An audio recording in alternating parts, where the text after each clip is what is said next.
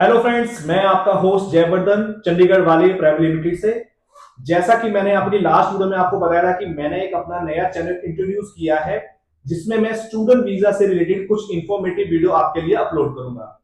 तो दोस्तों, as per promise आज मैंने एक टॉपिक बनाया है जिसका टॉपिक है ऑस्ट्रेलिया स्टूडेंट वीजा, जिसके लिए मैंने एक स्लोगन तैयार किया है, अभी नहीं तो कभी नहीं।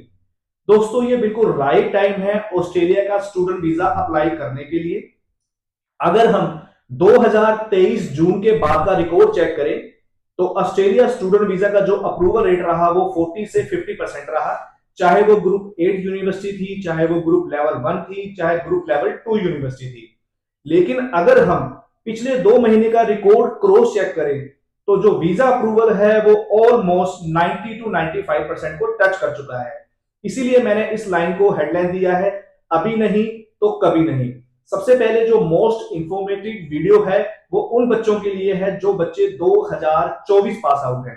अगर आप 2024 पास आउट हो और आपके 4 एकेडमिक सब्जेक्ट के अंदर आपका जो स्कोर है वो 65 है और आइल्स में आपके पास 6 बैंड है और पीटी के अंदर 54 55 स्कोर है, तो ये राइट टाइम है आपको ऑस्ट्रेलिया का स्टूडेंट वीजा अप्लाई करने के लिए। क्योंकि इस इनटेक के बाद आपको एडमिशन लेने में बहुत ज्यादा प्रॉब्लम होने आ सकती है। इस इनटेक के बाद कॉलेज भी आपको एडमिशन ग्रांट नहीं करेगा, तो ये राइट टाइम है 2024 पास आउट बच्चों के लिए अपना ऑस्ट्रेलिया का स्टूडेंट वीजा अप्लाई करने के लिए। अब किन बातों का हमें ध्यान रखना चाहिए उसको मैं यहां पर आपको थोड़ी डिटेल्स देता हूं। अगर आप अंडर ग्रेजुएट हैं तो आपके पास 2 तरह की ऑप्शन है अपना ऑस्ट्रेलिया का स्टूडेंट वीजा अप्लाई करने के लिए। सबसे पहले हायर एजुकेशन। हायर एजुकेशन क्या होती है?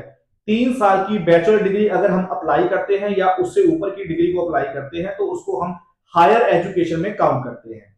अगर आप कोई डिप्लोमा लेते हैं 1 ईयर और 2 ईयर तो उसको वोकेशनल कोर्सेज कहते हैं। तो दोस्तों, मैं आपको रिकमेंडेशन करूंगा कि अगर आपके आइल्स में 6 बैंड है, पीटी में 54 55 है और 4 एकेडमिक सब्जेक्ट में आपका स्कोर 60 से अबव है तो आप पहली प्रेफरेंस हायर एजुकेशन को दें, क्योंकि हायर एजुकेशन का जो वीजा अप्रूवल आज के टाइम में है वो 85 टू 90% के आसपास है।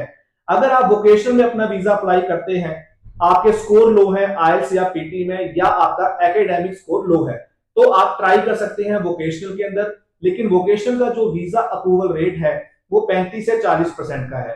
इसका मतलब सीधा सीधा है कि हाई कमीशन वोकेशनल कोर्सेज को इतनी ज्यादा प्रेफरेंस नहीं देती है।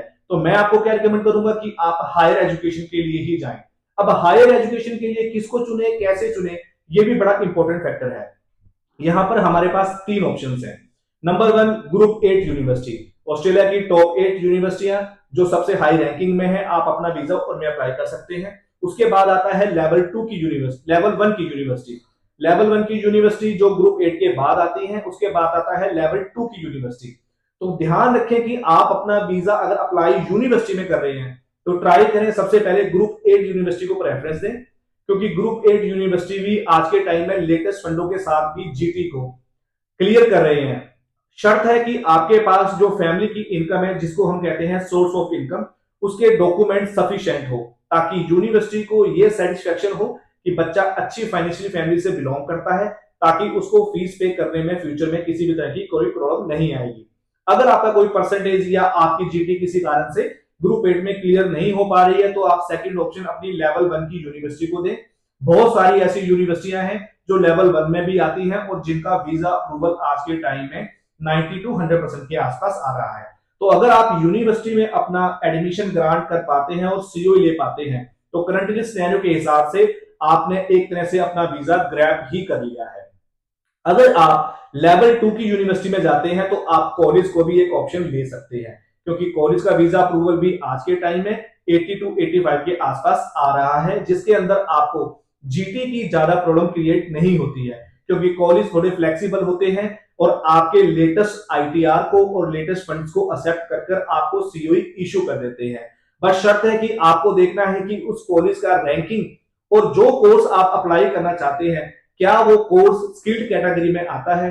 क्योंकि मैंने बहुत सारे ऐसे बच्चों को देखा है कि जो पंजाब या नॉर्थ इंडिया से ज्यादातर बिजनेस कोर्सेज और आईटी कोर्सेज को ही अप्लाई करते हैं, तो दोस्तों ये बड़ा बेसिक कोर्स है जिसको ऑलमोस्ट सारे ही बच्चे अप्लाई करते हैं। कुछ ना कुछ यूनिक लेने की कोशिश करें। अगर आप +2 पास हैं और नॉन मेडिकल से पास आउट हैं तो आपके पास ट्रेड की बहुत सारी ऑप्शंस हैं, जिसमें आप mechanical, electrical, electronic, civil engineer, diesel mechanic, इस तरह के काफी सारी बैचलर डिग्री को अप्लाई कर सकते हैं, जो हमेशा ही स्किल्ड कैटेगरी में आती हैं और ऑस्ट्रेलिया को इन लोगों की बहुत रिक्वायरमेंट है। तो इस तरह के कुछ कोर्स आपको पीआर में आगे जाके सपोर्ट भी करेंगे, क्योंकि इनकी रिक्वायरमेंट वहां पर काफी ज्यादा है, जिससे आपको इजीली जॉब मिल सकती है, हाई रैंकिंग पे मिल सकता है, जिसके बेसिस पे आप अपने आप को वहां पर सेटल कर सकते हैं।